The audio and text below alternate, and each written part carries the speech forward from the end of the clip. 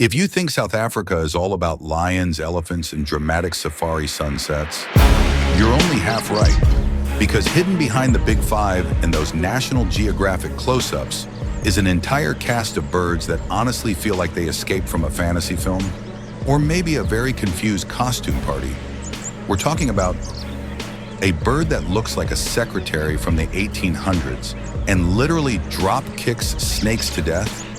Another that fakes its own death midair to impress a mate. One that builds apartment complexes the size of a car. And yes, African penguins. Because of course, South Africa is one of the most biologically rich countries in the world, and its bird life absolutely unhinged in the best way. From the lush forests of the Garden Route, to the dry Karoo deserts, to the windy cliffs of the Cape, this country is home to over 850 bird species, including some of the strangest, most colorful, most behaviorally bizarre birds you've probably never heard of. Some of them look like fashion models, others act like stand-up comedians, a few are just straight up weird, but all of them are real, and they're all waiting in this video. So whether you're a bird watcher, a casual nature fan, or someone who just clicked this because you read snake-kicking bird, you're in the right place. Let's dive into 15 strange birds of South Africa you won't believe exist, starting with the absolute icon, the one and only secretary bird. Imagine a bird. Now give it the legs of a flamingo, the wings of an eagle, a feather mohawk, and the job description of an MMA fighter. That's the secretary bird, easily one of the weirdest and most stylish birds in Africa. Standing up to 4 feet tall, this bird looks like someone tried to cross a crane with a raptor and then gave it office supplies for a haircut. Yes, those head feathers. They look exactly like old-school quill pens, hence the name. But don't let the runway walk and nerdy name fool you. This bird is a cold-blooded snake assassin. Secretary birds hunt on foot, stomping through the savannah with long strides and laser focus. And when they spot a snake, they don't swoop, they don't scream, they stomp. Hard, fast, with kicks so powerful they can crack a skull in milliseconds. Fun fact, scientists have clocked their kicks at up to 5 times their own body weight. Basically, it's a velociraptor in heels. They're also diurnal raptors, but unlike hawks or eagles, they rarely fly. They prefer to strut like they own the place. You'll often see them in pairs, stalking through dry grasslands like feathered bounty hunters, always on the lookout for snakes, rodents, and insects. They even eat small tortoises if they're feeling ambitious. And yes, they can fly, but most of the time, they just don't bother. Why fly when you can kick your way to the top? Imagine a bird designed by a florist. Long, slender body, tail like flowing silk, and a beak made to sip sweetness straight from the heart of a flower. Meet the Cape sugar bird, a bird so closely tied to South Africa's national flower. It's practically the unofficial mascot of the Protea. This nectar-loving specialist is built for the job, a long, curved beak for reaching into deep blooms, and for the males. A tail that's almost twice the length of their body, fluttering behind them like a ribbon in slow motion. But don't let the graceful glide fool you. Cape sugar birds are chatty. Like really chatty.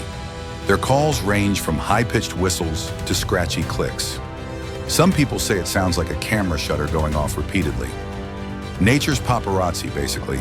They live almost exclusively in fynbos, a unique shrubland ecosystem in the Western Cape. No fynbos, no sugar birds. Fun fact, males will often perch on the tallest Protea bush in sight, spread their tails, puff up their chests, and make as much noise as possible to impress females. It's not subtle, but hey, love rarely is. They also serve a critical role as pollinators, spreading pollen between flowers as they feed. So in a way, they're not just pretty. They help keep the entire ecosystem blooming. Beautiful, noisy, nectar-obsessed. The Cape sugar bird is basically the hummingbird of South Africa, but with way better hair. You know that moment in fantasy movies when a mysterious green bird flies past in slow motion? Its wings flash red, and everything gets quiet for half a second? That bird exists. It's called the Nisna Turaco, and it's basically a gemstone with wings. Found only in the forests of southern South Africa, this Turaco doesn't just look like royalty, it glows like it too. Its body is covered in vibrant green feathers. But here's the wild part. That green color isn't a trick of the light.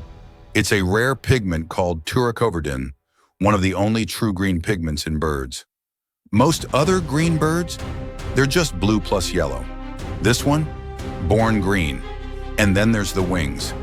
When it takes off, you get a sudden flash of deep crimson red, like someone lit a firework in the forest.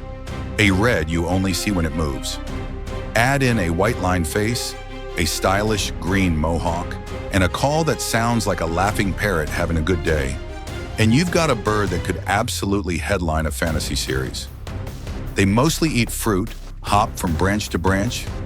Yes, they hop, and prefer staying hidden in the forest canopy, which makes spotting one in the wild feel like finding a rare Pokemon. Fun fact, their feathers were once considered sacred by some African royalty, and even used as currency or symbols of status. So yeah, the Nisna Turaco isn't just a pretty bird. It's historically valuable, photogenically flawless, and still out here, hopping through trees like a jewel with opinions. If birds had hairstyles inspired by ancient royalty and punk rock, the African Hoopo would be their style icon. This bird is impossible to miss. It's got a long, curved beak, cinnamon orange body, and most importantly, a dramatic head crest that fans open like a hand-carved folding fan. When it's relaxed, the crest stays down, but when it's excited, alarmed, or just wants attention, boom, crest up, red carpet moment. Found across southern Africa, including dry savannas and open woodlands, this bird spends most of its day walking on the ground, using that long beak to dig into soil for insects and larvae. Yes, and it's basically a fancy feathered metal detector. Its wings are bold too, black and white striped, like it's wearing zebra print sleeves with no shame. But the best part? The call. Hoop, hoop, hoop. That's not just a cute name. It's literally what it says, over and over, loud, echoing, and weirdly charming. If you're near a hoopo, you'll hear it before you see it. Fun fact, hoopos have a built-in anti-theft system. Their nest can emit a smell so foul, from a special gland secretion, predators often leave them alone. It's like natural bird pepper spray. In other words, they look stylish, sound ridiculous, dig dirt for fun, and spray stink when needed. The African hoopo is basically a cartoon character that escaped into real life, and we love that for them. High up in the rugged mountains of the Western Cape, where the wind howls and the air gets thin, lives a bird that doesn't fly far because it prefers to jump, like a boss.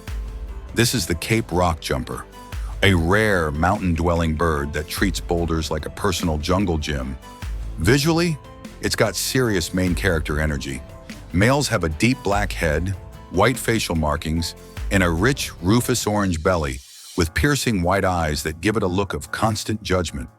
And that tail, always flicking, always alert, like it's keeping tempo for its next move. Cape rock jumpers don't soar through the skies like most birds. Instead, they hop, bounce, and dash from rock to rock with precision, almost like mountain goats, but feathered and fast. They live in small family groups, often pairing for life and raising chicks together. True team players. Their diet? Insects, spiders, and whatever small creature they can snatch from between the cracks. They forage low, move fast, and disappear before you can blink.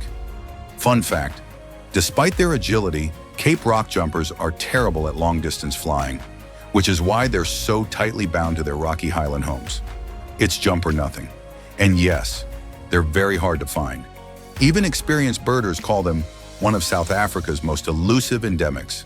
So if you ever spot one mid-jump, tail flicking, eyes locked on you like you owe them money, congrats. You just met the rock ninja of the bird world. Imagine a bird that looks like it walks straight out of a medieval scroll, a feathered monk, a sky priest, a little bit weird, and maybe slightly cursed. Meet the southern bald ibis, A bird with a completely bald scarlet-red head, glossy black-green body, and the permanent expression of someone who's seen too much. It's native to the grasslands and high plateaus of South Africa and Lesotho, usually spotted marching across open fields in small groups, like a squad of tiny bird cultists late for a mysterious ritual. And here's what makes them weird. They don't act like other ibises. While most ibis species love wetlands and water, this one prefers dry uplands, rocky outcrops, and farmland edges. No splashing around here. It's all business. Their beak is long and down-curved, perfect for poking into the ground for insects, grubs, and small reptiles. They move with slow, deliberate steps, often pausing to tilt their heads, like they're judging your outfit. Visually, they're striking, especially in sunlight, when their feathers shift between green, bronze, and purple. But up close, that red, featherless face, it gives major ancient oracle energy. Fun fact, southern bald ibises are colonial nesters, often building nests on high cliffs in tight, noisy groups. They'll reuse the same nesting site for generations, kind of like birds with ancestral property. Another cool bit, they were once considered sacred by early African cultures, and some researchers believe they may have inspired parts of the Egyptian ibis symbolism, though that's still debated. Today, they're listed as vulnerable, mainly due to habitat loss and changes in farming practices. But conservation efforts in South Africa are helping their numbers recover slowly. So yes, they're bald. Yes, they look mildly annoyed at all times. But the southern bald ibis is a wise, weird relic of the sky, like a grumpy monk who still knows how to fly. If birds had their own love song chart, the Bachmare would be sitting comfortably at number 1. Native to South Africa's grasslands, shrublands, and suburban gardens, this bright little bird is known not just for its striking colors, but for its perfectly synchronized duets. Let's start with the look. A vivid yellow chest bordered by a sharp black necklace, a soft olive green back, and a hooked bill that says, "I may be cute, but I'm not messing around." Its eyes are bright and alert, like it's always eavesdropping on your conversation and maybe judging it. But it's the voice that makes the Bachmare famous. This bird sings in pairs, usually a male and female, in what sounds like an eerie, echoing duet. One bird starts a phrase and the other finishes it perfectly on beat, as if they've been rehearsing for weeks. It's not just a call, it's a performance. Their song has even influenced their name. Bachmare comes from the Afrikaans interpretation of their call, bak bak mak kik, often repeated across the landscape like a vintage ringtone. They're territorial but not aggressive, and they'll often perch on a low branch or fence post to deliver their musical message to neighbors. This area is taken, but we're happy. Thanks. Fun fact, unlike many duet singing species, Bachmares don't live deep in forests. They're often seen near human settlements, which means you might catch a free concert while drinking your morning coffee. They mostly feed on insects and small reptiles, hunting by hopping low through vegetation and striking with precision.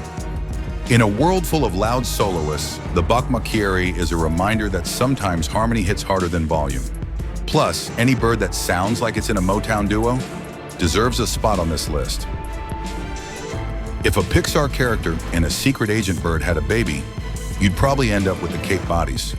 It's small, we're talking fit in your hand small, but what it lacks in size, it makes up for in attitude and style. Let's talk fashion first. This bird comes dressed in a sharp little tuxedo, gray back, white belly, and a bold black band across the chest like a classy belt. The males also have a chestnut patch on the throat, adding a splash of color to their otherwise monochrome fit. But the real standout? The eyes. They're bright orange, round, and constantly wide open, giving the Cape Battis a look of permanent surprise or deep suspicion. It's like every branch it lands on is part of an investigation. Found mostly in forests and thick woodland edges of southern South Africa, the Cape Battis is a master of the undercanopy. It moves quickly and silently through foliage, often hovering for a split second like a mini drone before pouncing on an unsuspecting insect. They're not loud, but they are sharp, and they like to stay hidden, often perching motionless until the exact right moment to strike. Fun fact, Cape Battises are monogamous, and both parents help raise the chicks. They're also fiercely territorial. Tiny birds with big, "this is my branch" energy. Their call is a soft, whistled ch-ch-ch-chew, usually repeated in pairs or bursts. You'll hear it just before you realize you're being watched. Despite their size, they're among the most visually memorable birds in the region, mostly because they look like they just walked out of an animated film, ready to solve a woodland crime. Small, sharp, suspicious.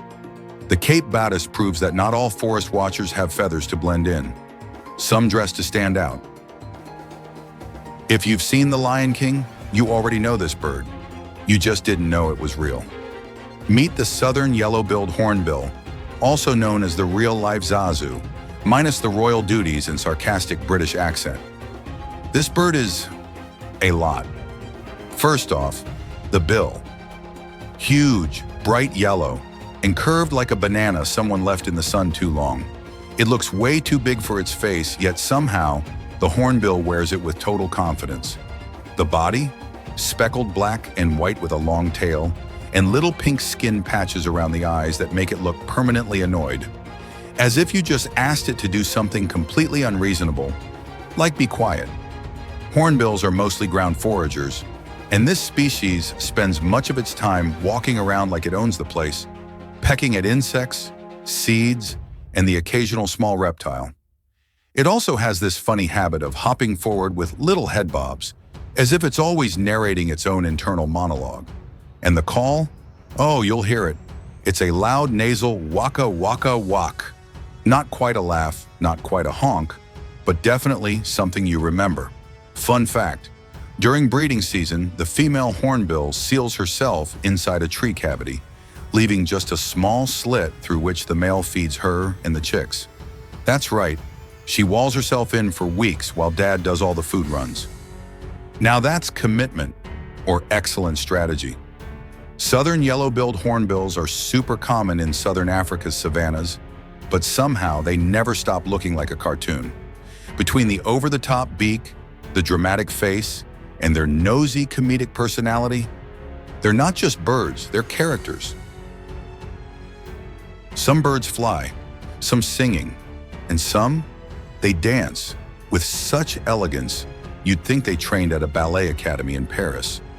Meet the blue crane, the national bird of South Africa, and easily one of the most graceful creatures on this entire list.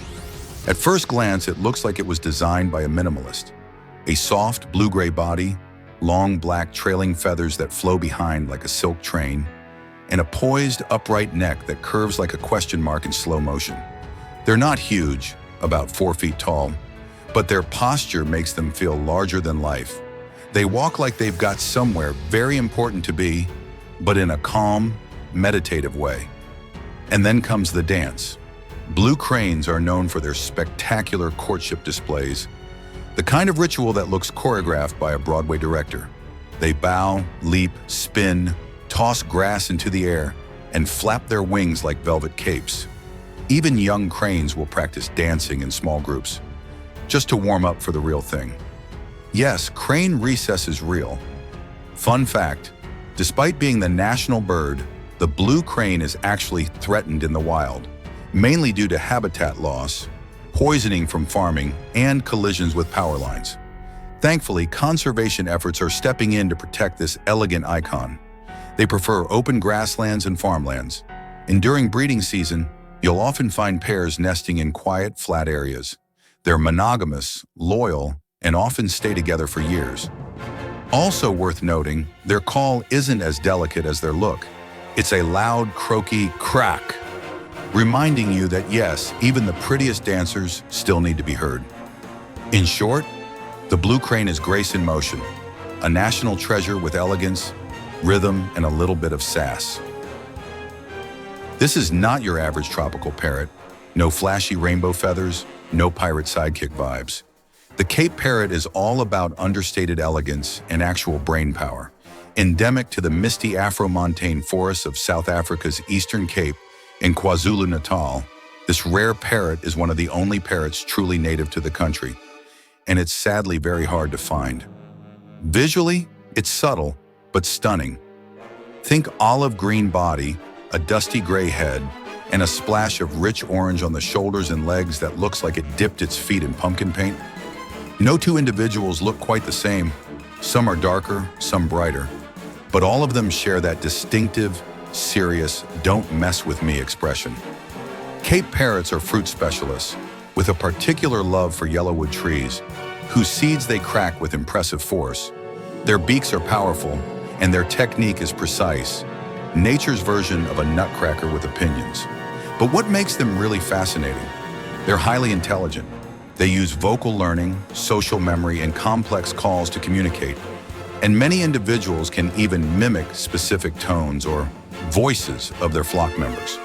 Fun fact, Cape parrots are so genetically distinct from other poicephalous parrots, they were once lumped in with two other subspecies. But scientists later confirmed they're a full separate species, a true South African original. Unfortunately, they're also critically endangered due to habitat loss, illegal pet trade, and disease. Their population is thought to be less than 2,000 in the wild. That said, they've become a conservation symbol, a quiet flagship for protecting South Africa's indigenous forests. So no, they don't wear a rainbow, they don't crack jokes, and they're not sitting on a pirate's shoulder. But the Cape parrot? It's the thinking bird's parrot, and one of South Africa's smartest, rarest, and most underappreciated icons. In the vast, dry heart of South Africa lies the Karoo, a place where daytime heat bakes the land and shade is as rare as rain. You wouldn't expect to find much bird life here, but look closely and you'll spot the Karu Aramala, a tiny desert specialist built for survival in all the right ways. This bird is small and sandy-colored, with soft olive gray feathers and a pale belly. Perfect camouflage against the dry shrubs and rocky soil. But the real standout feature? Those bright yellow eyes glowing like tiny headlights in the scrub. One glance and you know, this little bird is awake, alert, and fully on mission. Karu Aramala live in small social groups, usually families of 3 to 5 individuals. They forage together, moving through low bushes in tight formation, calling back and forth with soft trills like they're keeping track of one another. They mostly feed on insects, spiders, and tiny arthropods, snatching them from leaves and bark with fast, precise movements. Always moving, always watching.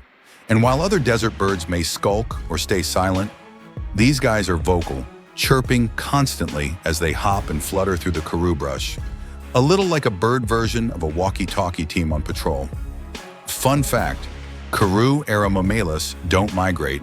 They're permanent residents of this tough environment, adapting completely to the dry seasons and temperature swings of their home range. They also cooperate when nesting, sometimes with older siblings helping raise new chicks, a true family affair. So no flashy feathers, no dramatic dances, but the Karu Aramala is a master of subtle survival, a desert dweller that proves sometimes the toughest creatures are the tiniest. Yes, there are penguins in Africa, and not just a few. We're talking entire colonies basking in the sun, chilling on sandy beaches, and waddling around like they're late for brunch. Meet the African penguin, also known as the jackass penguin because of its signature call, which sounds suspiciously like a donkey having a bad day. No joke. These penguins are found along the southern coast of South Africa and Namibia, especially near Cape Town, with famous colonies at Boulders Beach, where they share the sand with human tourists and still act like they own the place. Visually, they've got the classic tuxedo look, black back, white belly, and a horseshoe-shaped black stripe across the chest. Their faces feature a splash of pink skin just above the eyes, which actually helps them regulate body temperature in the heat. That's right, they're warm-weather penguins. No icebergs required. They feed mostly on sardines and anchovies, diving like little torpedoes and swimming with incredible agility. Underwater, they're sleek and graceful. On land, let's just say, they walk like someone learning to roller skate for the first time. Fun fact, African penguins mate for life, and their couples often perform little bowing and bill-tapping rituals. It's weirdly romantic. like penguin speed dating, but way more loyal. Sadly, their population has dropped drastically in recent decades due to overfishing, oil spills, and climate change. They're now listed as endangered, and conservationists are working hard to protect both their nesting sites and food supply. Still, when you see one waddling confidently across a sunlit beach, surrounded by cacti and warm sand instead of snow, you'll realize the African penguin is more than a novelty. It's a survivor in sandals. Imagine a bird with the colors of a fruit salad, the reflexes of a fighter jet, and a life that revolves entirely around snatching bees out of the air. That's the white-fronted bee-eater, a bird so cool it wears a built-in red face mask and doesn't apologize for it.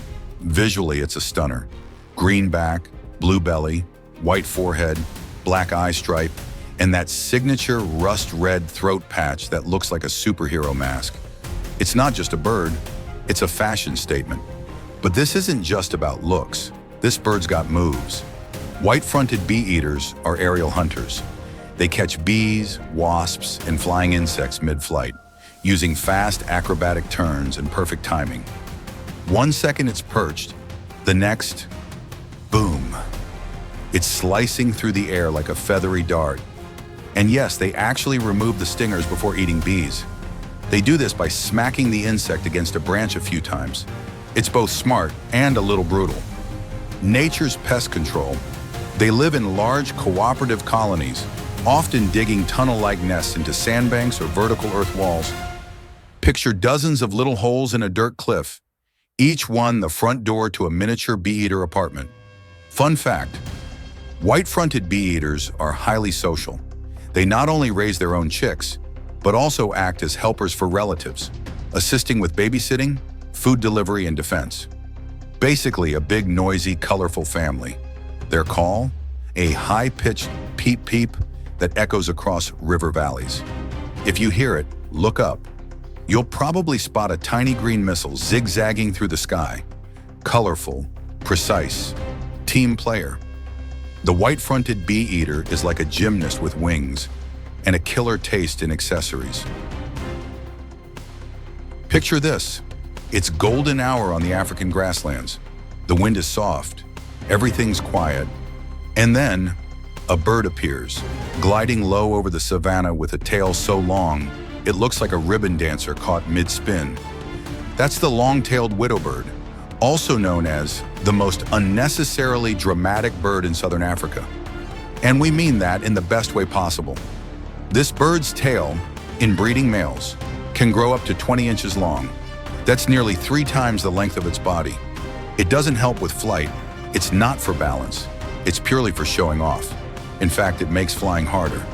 But that's the point, because when it's time to attract a mate, the male long-tailed widowbird flies slow and low, letting his silky black tail stream behind like a living kite. A kind of slow-motion flex saying, "Yeah, I'm fabulous and aerodynamic."